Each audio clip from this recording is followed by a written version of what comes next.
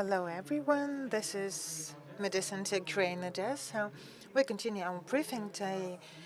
Today, we welcome the representatives of Ukrainian and international humanitarian missions and organizations. Yesterday, Odesa hosted a big event where dozens of humanitarian organizations discussed the issues of cooperation and solution of humanitarian issues that have emerged and keep emerging in the south of Ukraine due to hostilities.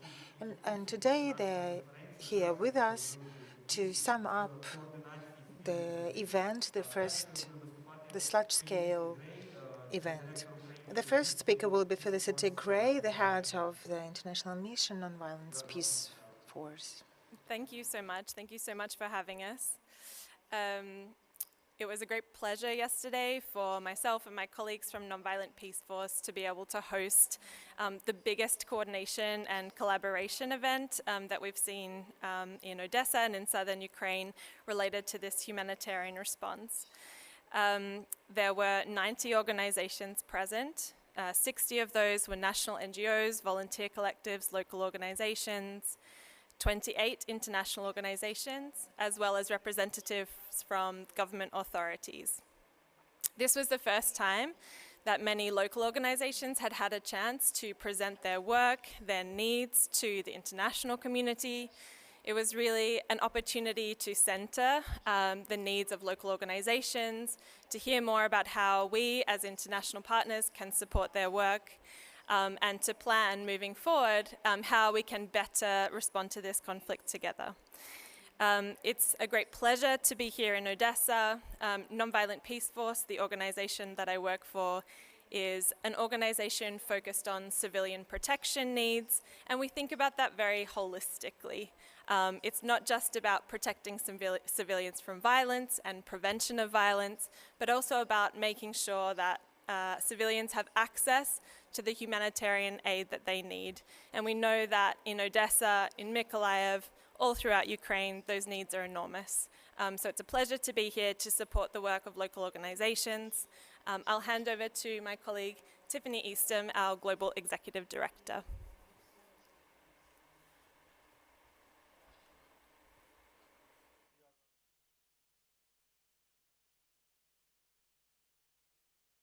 As I said, my name is Tiffany Easthom. I'm the Global Director for Nonviolent Peaceforce, and I'm here visiting our team in Ukraine, and I come from Geneva, Switzerland, or I live in Geneva, Switzerland. Just building on what Felicity was saying, for Nonviolent Peaceforce, our work globally is really about working with civilians who are impacted by violent conflict. We have programs or teams in a number of countries: Iraq, South Sudan, Sudan, Myanmar, Philippines, in the US, Thailand, Indonesia. For us, it's critically important that while we bring a certain set of tools and experiences and approaches to supporting civilians impacted by violent conflict, that the primary orientation is to really work from the perspective of those most impacted by violence and local actors who are responding to those and supporting those most impacted by violence. The conference that we had yesterday was an incredible opportunity to really make some early efforts to bring groups together. It is very easy to speak about collaboration, it's very easy to speak about partnership, and it's much more difficult to actually do. So what we see this as a first step to relationship building, trust building, and finding ways to bring people together to really build our forces to be able to respond together. Thank you.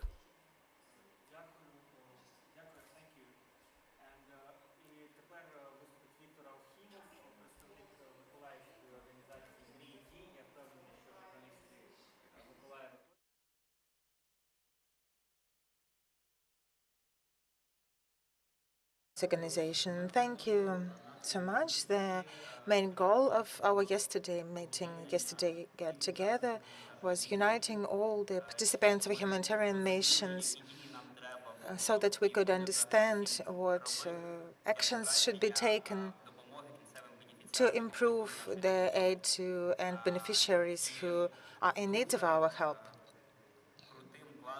And it was really cool and really impressive what we managed to organize yesterday, because there were individual volunteers, the representatives of national, local, and international organizations who participated in this global event, and it was the step towards preventing this disbalance that exists now. All of us help, but some people don't get the help at all. And the yesterday's event was addressing these issues, and we even found the solution yesterday how to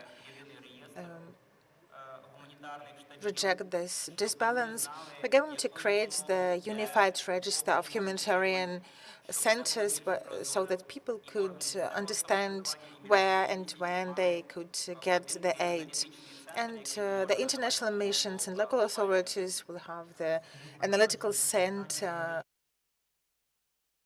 people. Who is going to be responsible for creating such the register? International organizations or local authorities? Yesterday, we came to the conclusion that local authorities have tools for that, and there are some efforts on the way towards that. The thing is that civic organizations should join the existing system and should implement and submit some changes to improve this communication. So there is some basis, but volunteers and civic organizations have to contribute to make it instrumental and operative. So there's a joint efforts, but the emphasis on the local authorities. We have the fourth speaker, Luguria Timchik, the regional representative of Nonviolent Peaceforce. Could you please speak about the yesterday's event and elaborate on the focus areas of humanitarian aid in the south of Ukraine? Hello. First of all, I would like to say that our organization saw this need from the local organizations. We started analyzing what organizations can be reached and who help them, who helps IDPs, who helps with food, with children. We started identifying these organizations and realized that these organizations are so loaded with work that they don't even have time to get acquainted with their colleagues, and where people in need should be forwarded if they can't handle a person because this is not their specialization. So we offered our partners, those organizations we were cooperated, and the international organizations who have the missions in Odesa, Mykolaiv, and other regions. So we invited them to join the space where they can meet not only large organizations everyone is aware of. We wanted them to meet some volunteers, individuals who work in field, in effect, those who deliver supplies to the occupied territories, risking their lives and having no support, even some very basic materials like gas, gasoline, and personal protection. So we decided that the space where they can get to know each other and learn who deals with what. So we realized this space is in high demand in our region. So this probably was the first meeting we suggested, and we will be really happy if people who met yesterday will be able to communicate further and will be able to exchange experience and communicate. Because the aid we get from top down is not always something people really need. So the local organizations communicate with people in the field, and they can also communicate the needs of the people from down to up. If I will continue, could you please tell more about the event? As far as I understand, there were the organizations of various sizes. There is the doubling, the repetition of providing humanitarian aid, and how this issue is going to be solved through this register. Well, Odesa region had a positive experience of implementation among the civic organizations, of the reporting and accounting, of giving humanitarian aid in the registered organizations. In Mykolaiv region, they faced the issue that the city couldn't help with organizing such system. So Viktor's organization gained the initiative, and they created the CRM system that started identifying these people. So this was the event to share the experience. For example, Odesa said, okay, we have these tools working, and Mykolaiv said, okay, and we have this kind of experience. So they have the various systems, and this is a very positive experience to be able to exchange them, because if there is a chance to solve the problem of doubling of this aid, it will be efficient and beneficial for all the sides. And but this problem is because all the organizations have limited resources, and people are really concerned. And some people go through serious mental issues, and sometimes they just go from one center to the other. So it's not an issue of not providing the aid, but it is more about more targeted providing the aid. This is for those people who cannot vocalize their needs. Well, you mentioned the single register, and I just recollected that in the early months of the war, there was the network of humanitarian centers at military administrations. Odesa is not an exclusion here. I'm not sure if it exists in Mykolaiv region. I'm sure it does. So my question is this register will be maintained by this humanitarian staff, humanitarian center, or is it going to be a separate initiative maintained by local authorities? I will give the floor to Viktor now so that he could speak about Mykolaiv. I can speak about Odesa. This is the sensitive data, and we want them to be protected. In Odesa, the system is implemented by the city, and city has the access to the system, but every organization that submits data there, it can see what people were submitted there. So if the person reached the organization, it could be seen by taxpayers' code. Are you speaking about Odesa region? I speak about Odesa.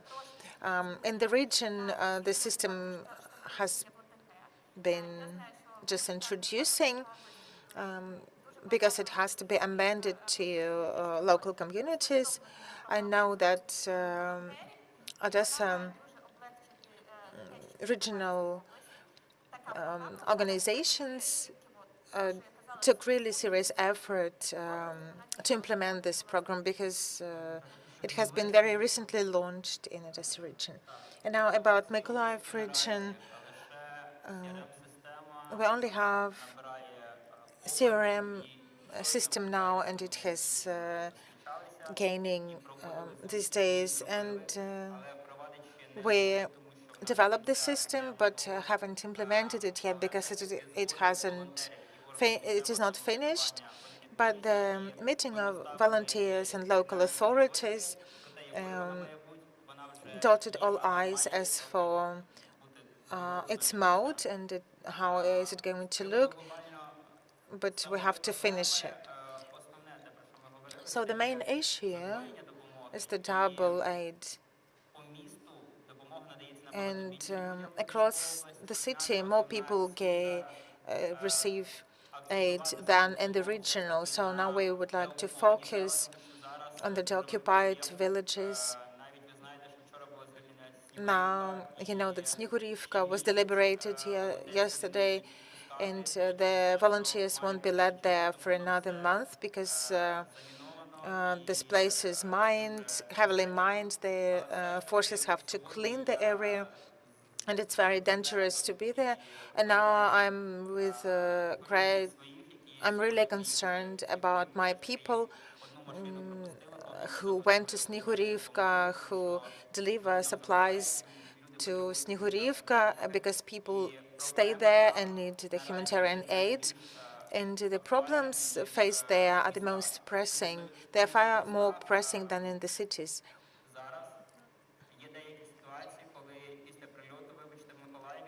Because we have the cases when after the missile attack, we opened an apartment of one old woman, and her apartment was packed with humanitarian aid. While there are other cases when two disabled people live in one apartment and they have no chance to get the aid. So we have to find this balance and find those people who really need help, and just restrict those people who abuse the situation. Well, it's not only Snihurivka, and it's 41 settlements in Kherson region, and our armed forces sent us videos from Kisilovka. And when I replied them back after the conference, they told me they moved even further. My question was actually, I wanted to ask about Kisilovka, because as far as I remember, the water supply to Mykolaiv depends on this settlement. I'm afraid things are not going to be repaired quickly, unfortunately. Even if the territory will be deliberated, the fact that lots of land is mined and many facilities are destructed and will prevent from solving the issues.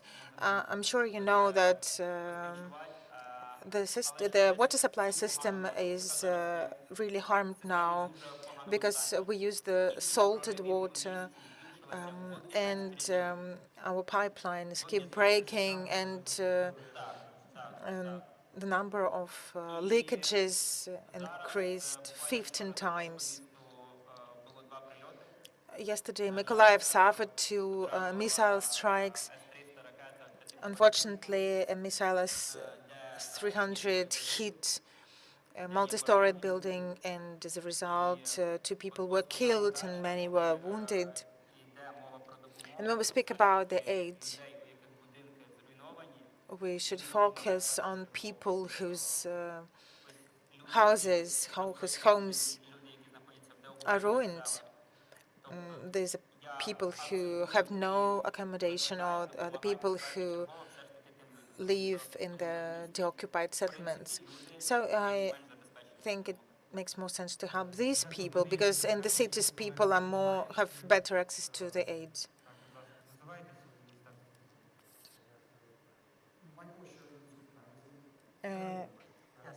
Я поставлю питання англійською мовою. In Felicity Це anyway. здебільшого I'm питання. curious about how your work in Ukraine compares to your past experience in other conflict zones. What's the same? What's different? What's new? What's not new?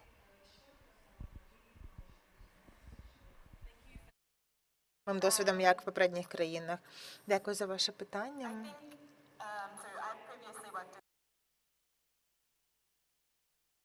Researcher. I've lived and worked in the US as well, which has its own different kinds of violence.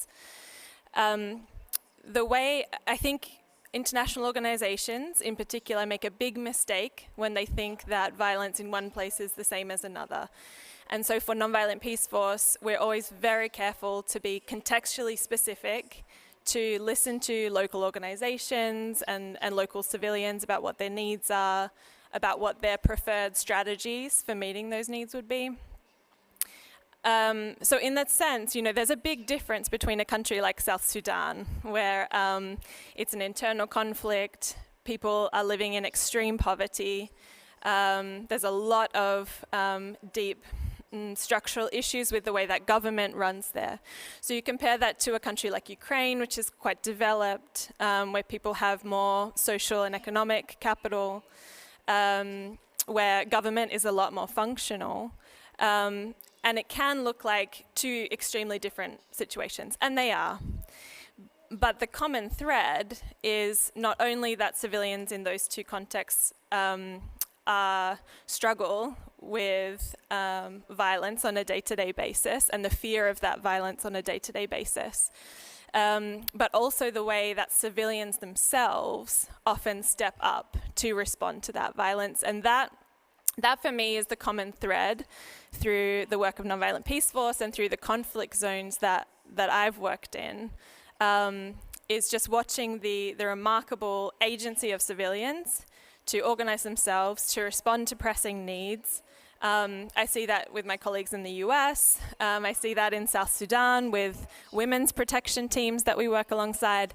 And I especially see it here in Ukraine, where this is a response that is being led by local community, people that deeply understand the context. They have the relationships to do very effective work. And I really see our job in all of those contexts as to hold space for that local agency to flourish. So that's really where we hold our focus. I'll hand over to Tiffany.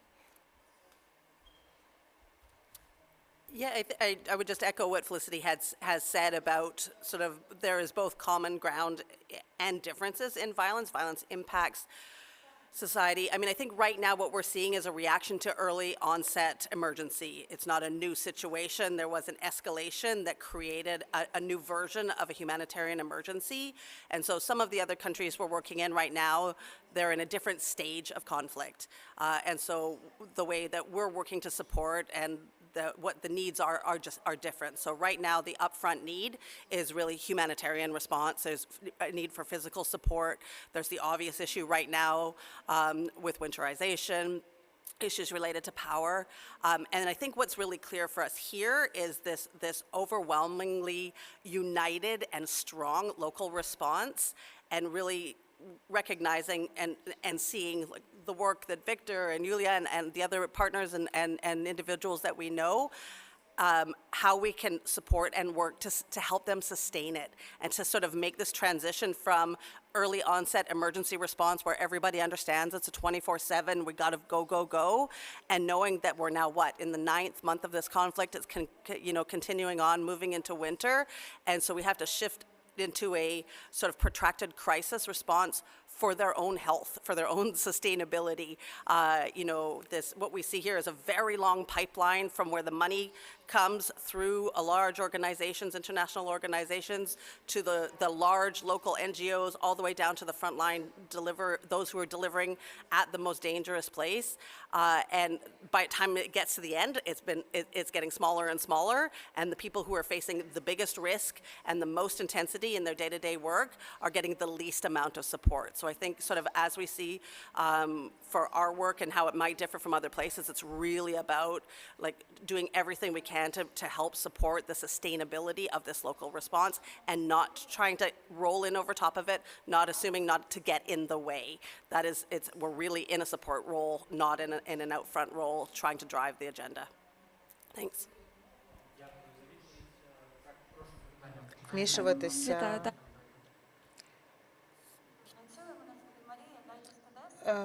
Just to this, I have the question about the system. What information is it going to register? If it was only about a person, about the person who gained the aid, or is it going to register all the aid the organization gained? What is going to be registered? Something we concluded yesterday is more about identification of individuals following the taxpayer codes and what exactly people get. Speaking about the reporting period, we should see what people got, the amount they get. The organization do not report how much resources they have and where they get that. But overall, we need the understanding what was distributed is something we look at. So in the reported period, we should see very clearly what the local authorities, what local organizations did, but the accountability can be somehow accumulated because we can't give the open access to the private data because this is the sensitive data and we cannot even legally do that. So the taxpayer identification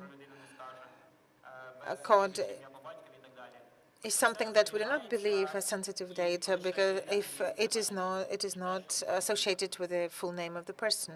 It is something that should be given access to. I can add something to comments. First is that the organizations came up with the questions of reporting of small and large organizations. When the organization A hands over the volunteer organization B, a smaller one, and it hands over the aid to a very small organization. All three report about helping to 1,000 of people, and it's almost triples the statistics. So they agreed on how about the mechanisms that should restrict the reporting to only one organization. And the issue of reporting was also very important. We know that large organizations have big experience and case as for reporting documents. And also we realize that we are in the wartime, and sometimes volunteer organizations don't even have an accountant who will register and report that, and having many reports for one specific piece of aid, and they have to find the mechanisms to facilitate this job for the volunteers who distribute this humanitarian aid. Another issue we're facing, actually quite a few of them, and one of the challenges we're facing is that various organizations have various resources and level of education, various knowledge. Now, when international missions step in, small organizations have to stop their activities because they cannot physically provide the amount of reporting requested. So if you need to get the serum, it also requires the basis, both accounting and legal responses, and it takes money. And if since the beginning of the war, people could volunteer and have initiative, at this point, it doesn't work like that. Our main target is giving aid, but it has to be set in the framework, which should be within some, and have the shared rules and have shared standards, because only if we understand rules in the same way, the system is going to work. International missions address the issue of buying products inside Ukraine instead of bringing it from outside so you can help local economy? I can perhaps answer this with my colleague Yulia. So Nonviolent Peaceforce is quite unique in that we don't provide material aid. So we're not doing water distribution, we're not buying generators. We are facilitating some of that for other organizations. So we connect community in need A with international organization B because we're there on the ground and can identify that need and make sure that that aid reaches them. I think the issue that you've highlighted is something that we are very conscious of as far as possible. Visibility for our staff, PPE, all of the equipment that we need to do our work. We, as far as possible, and the vast majority of procure that inside Ukraine. I think there's lots of different ways to be supportive. I think it's well known that when a conflict economy emerges, international organizations have to be incredibly careful about the impact that they have or don't have on those local economies. So it's something that we as an organization are very cognizant of, that we practice in our procurement, but I think it's something that in general across the board, it's a concern and you're right to identify it. Yulia, did you want to? Так, я можу додати, що реально Хотіла додати. I would like to add that during all the time we've been working since 24th of February, and before I joined Nonviolent Peaceforce, the community itself, Odesa and Mykolaiv communities, raised these issues for international organizations. During every meeting of ours, we ask them to purchase from Ukrainian or local entrepreneurs. We know that our humanitarian staff would provide the list to international organizations, that they provided the list of the entrepreneurs who remained in the Odesa region. We emphasize that it's cheaper to buy in Ukraine and support the Ukraine, and you will save money on logistics because it's very cost-consuming. So I think all the organizations, both international organizations, have heard this information many times, and I know that many of them follow our advice. Some of them procure something in other countries when they cannot buy the necessary products in Ukraine. And I hope that we will move to exclusively purchases in Ukraine. On top of that, we have an issue with some bureaucratic forms. Humanitarian aid can be provided after a big amount of time, and when it's not even pressing issues. For example, many villages in Mykolaiv region have no power and no heating, and now we have the pressing issue that they need the heaters and the wood. We cannot wait for this aid for a long time because in half a year it's not going to be relevant.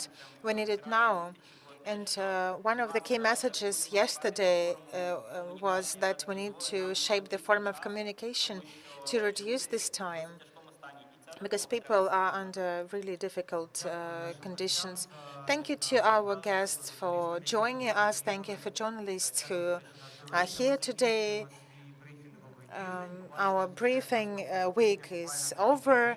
We will see each other again just in several days. Thank you for your participation.